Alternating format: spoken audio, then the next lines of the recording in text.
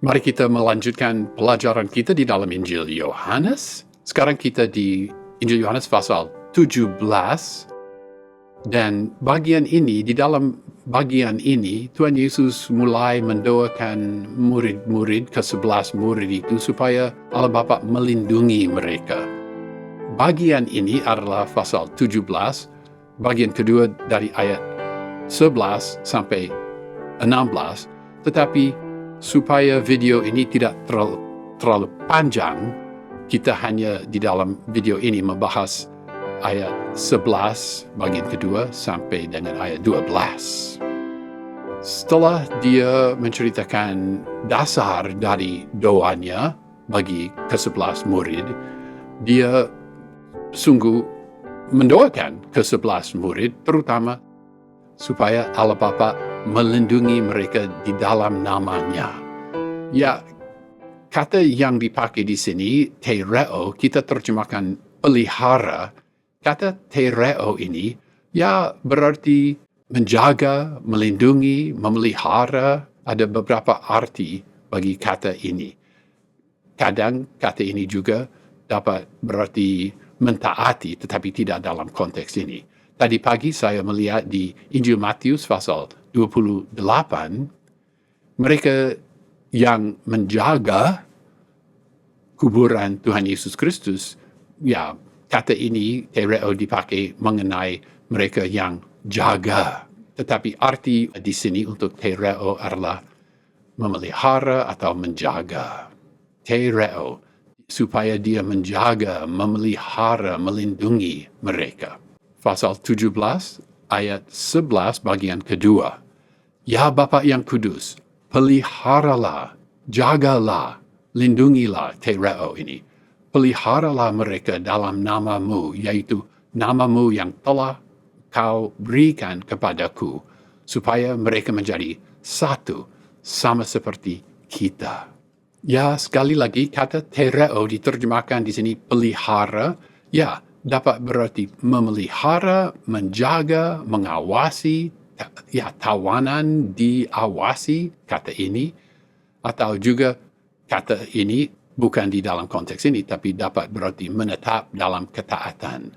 Di dalam Injil Yohanes pasal 17 ini, kata tereo ada ditemui di dalam ayat 6, ayat 11 dan 12, dan ayat 15.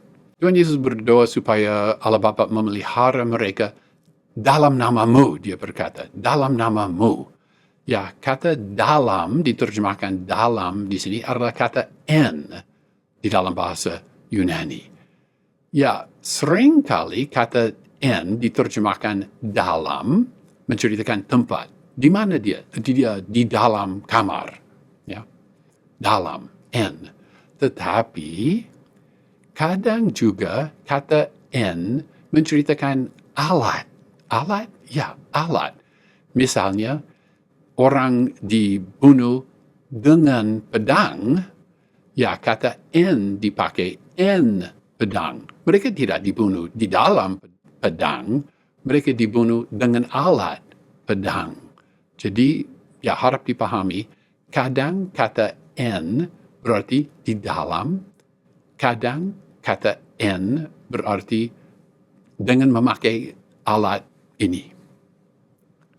Jadi, arti yang mana tepat di sini?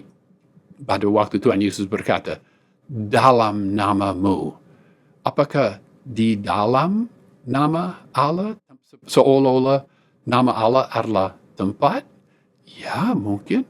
Atau seolah-olah nama Allah adalah alat untuk melindungi mereka.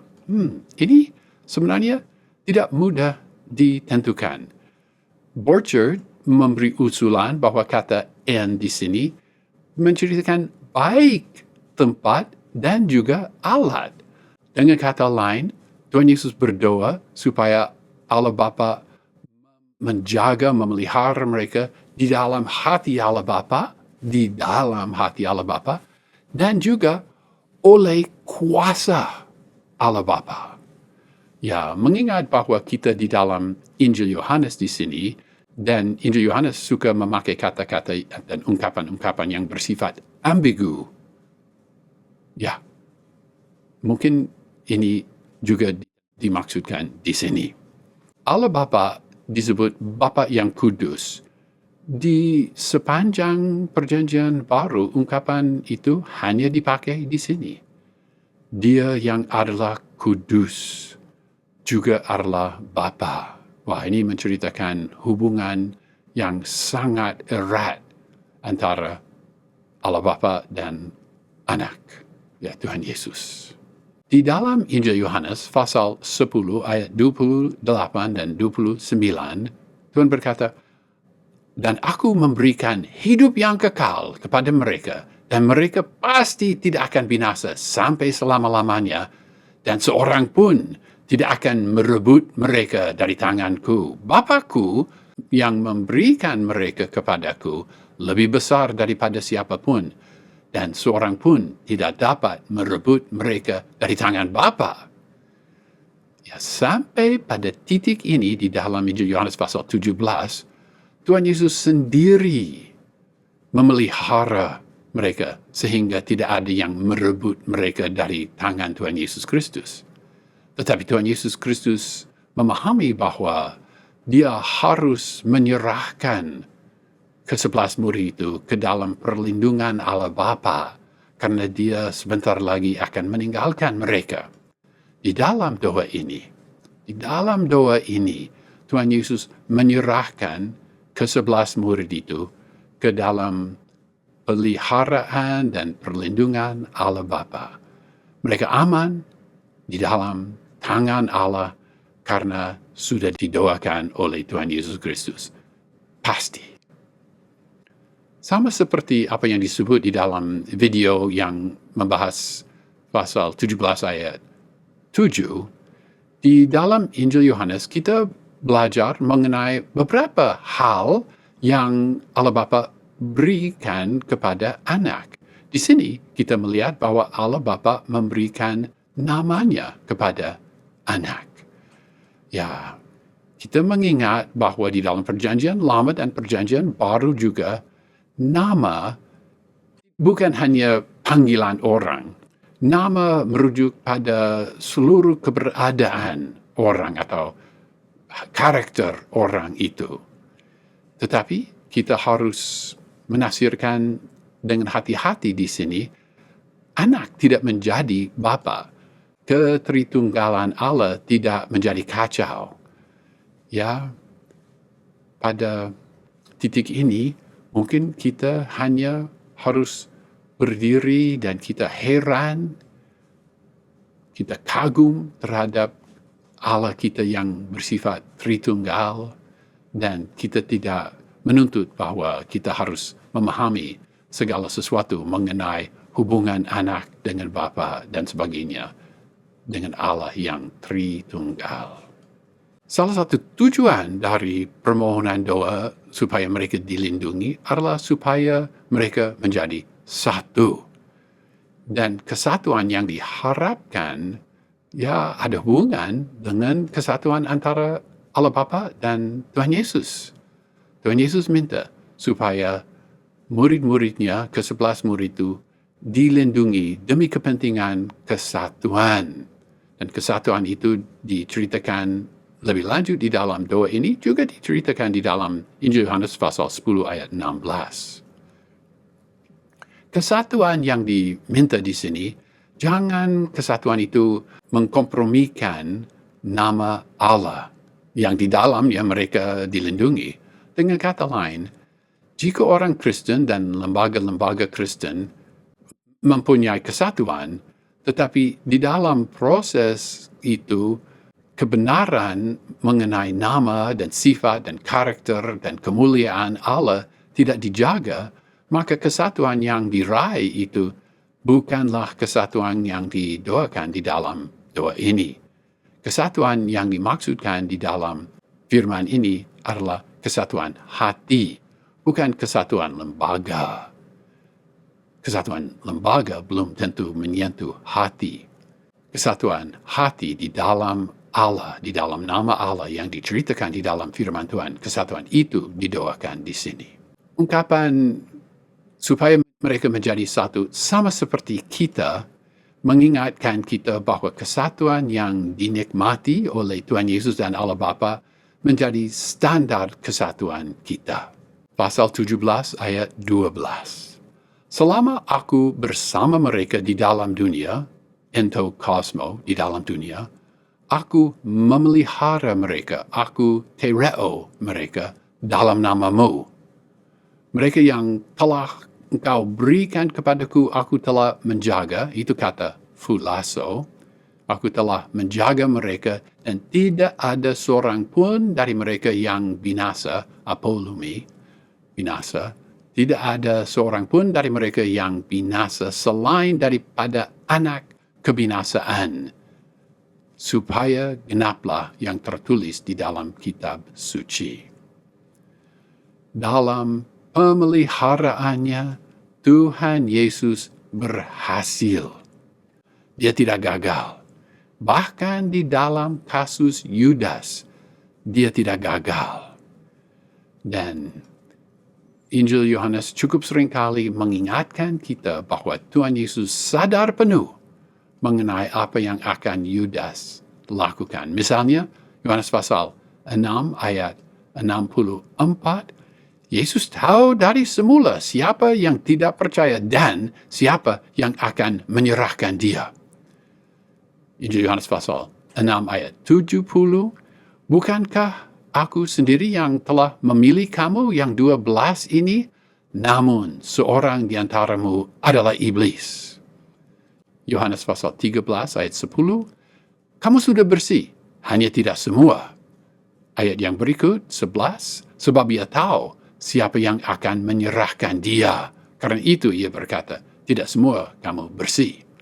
Yohanes pasal 13 ayat 18, bukan tentang kamu semua aku berkata, aku tahu siapa yang telah kupilih, tetapi haruslah genap nas ini. Orang yang makan rotiku telah mengangkat tumitnya terhadap aku.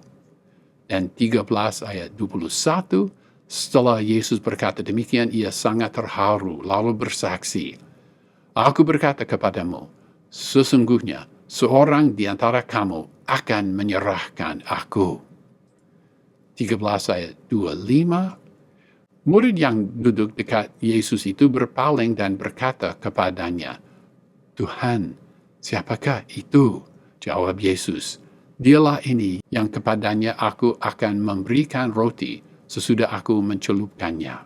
Sesudah berkata demikian, ia mengambil roti, mencelupkannya, dan memberikannya kepada Yudas, anak Simon Iskariot. Tuhan Yesus tahu.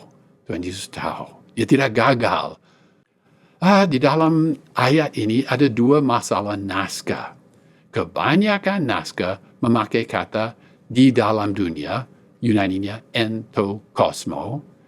Beberapa naskah tidak memakai kata itu, ento kosmo, di dalam dunia, tetapi lebih banyak memakai ungkapan itu, termasuk Codex Alexandrinus dari abad ke-5.